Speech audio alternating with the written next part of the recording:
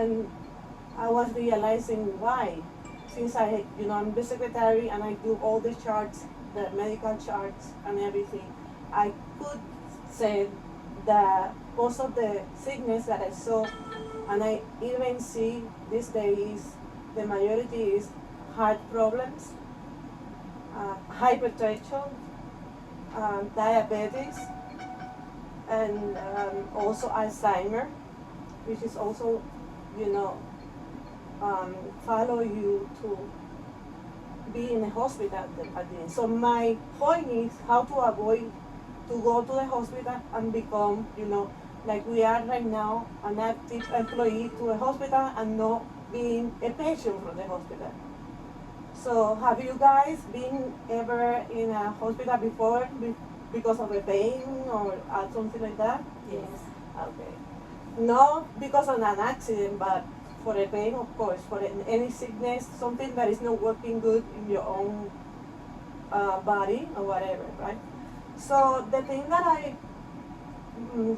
get, and I probably get when I see you guys, the same reaction probably that you guys get used to, to this rhythm of see people sick every day. Most of the people of our hospital we work for are over 70 years old.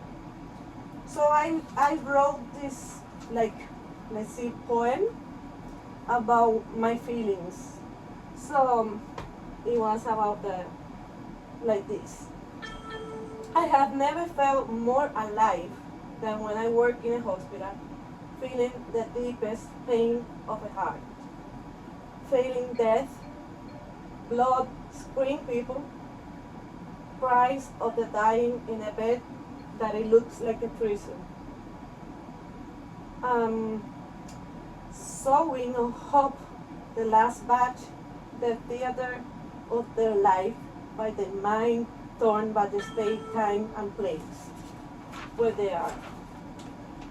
An never ending hourglass, like never ending being over there in the bed.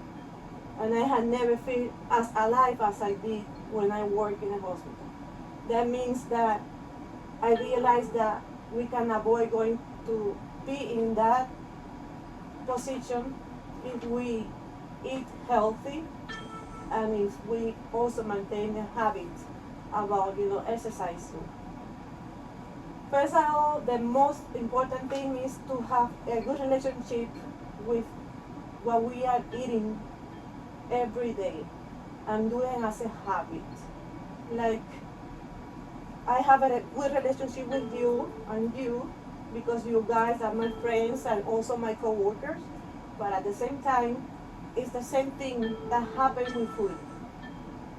You cannot go and eat something that since you were born were given from the womb of your mother. You were born with hormones, with vitamins D, potassium, a lot of things that the blood contains.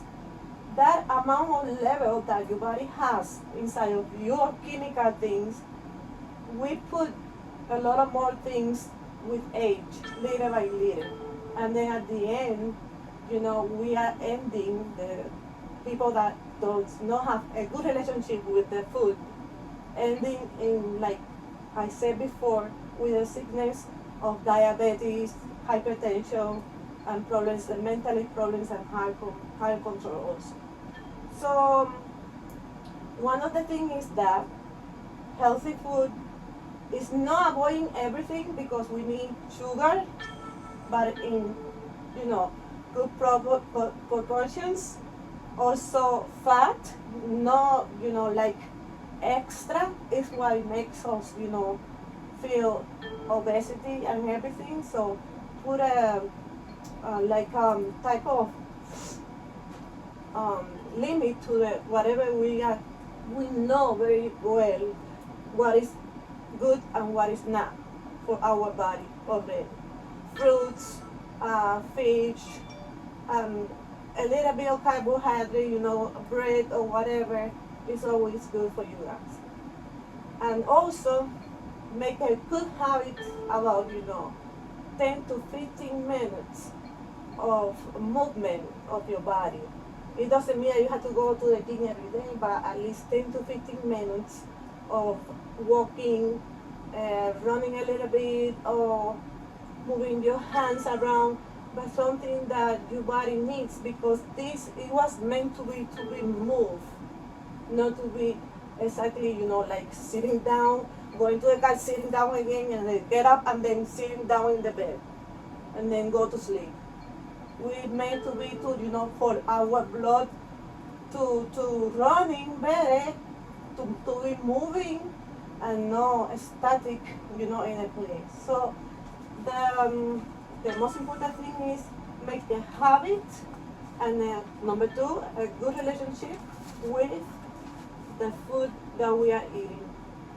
So the resume is balance, is the key.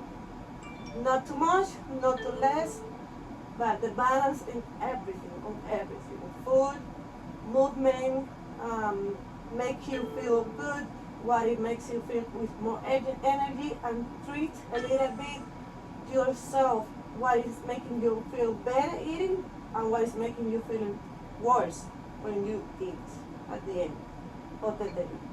And little by little, you're gonna find yourself and listen to your body if you are doing good or not. And well, that's the key. And also,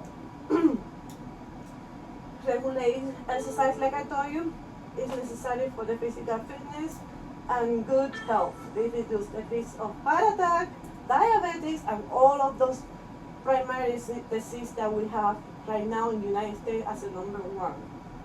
And avoid to go to the hospital and then continue to be an active worker of the hospital, and not being, in the other side that we are always seeing through this point of view. Not being in a bed, but being like we are right now. Healthy, working, producing, and living a healthy life. And that's my point, and that's my speech, and I hope that you guys will get it. Thank you.